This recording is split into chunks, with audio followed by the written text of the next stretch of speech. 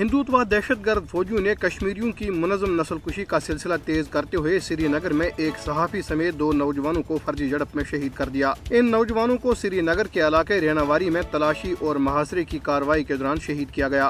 شہید کیے گئے ایک صحافی رئیس احمد بٹ کو بھارتی جرائم بے نقاب کرنے کی پاداش میں قابض فورسز نے چند ہفتے قبل اغوا کیا تھا اور آج ان کو ریناواری کے علاقے میں ایک مکان میں لا کر فرضی جھڑپ میں شہید کیا گیا۔ Raees Ahmad Butt online news portal Valley News Service سے وابستہ تھے۔ ادھر ضلع بارامولہ میں بھارتی فوج کی ایک تیز رفتار ٹرک نے 2 شہریوں کو کچل دیا اور ایک کو زخمی کر دیا۔ بلگام کے قریب سوپور بارامولہ روڈ پر بھارتی فوج کے ٹرک کی ایک ٹریکٹر اور ایک موٹر سائیکل سے دانستہ ٹکر کے نتیجے میں 2 شہری شہید اور ایک زخمی ہو گیا۔ عینی شاہدین کے مطابق زخمی شہری کو ہسپتال منتقل کر دیا گیا جبکہ اس کی حالت تشویشناک بتائی جاتی ہے۔ مودی کی فسطائی بھارتی حکومت نے 5 سرکاری ملازمین کو جاری تحریک آزادی سے وابستگی کی پاداش میں برطرف کر دیا ہے۔ ایک افسر نے ذرائع ابلاغ کے نمائندوں کو بتایا کہ 5 سرکاری ملازمین کو مجاہدین کے ساتھ روابط کے الزام میں برطرف کیا گیا۔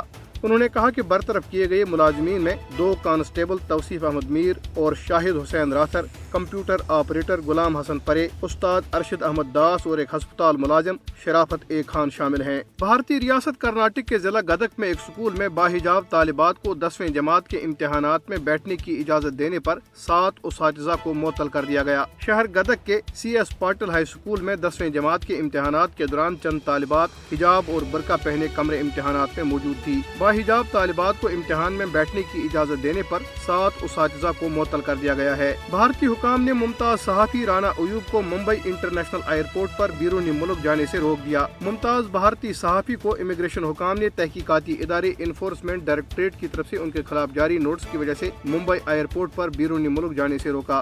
واضح رہے کہ ممتاز بھارتی صحافی رانا ایوب اکثر خود کو آن لائن ہراساں کیے جانے اور ٹرولز کی جانب سے جان سے مارنے کی دھمکیاں جانے کے بارے میں ٹویٹ کرتی ہیں۔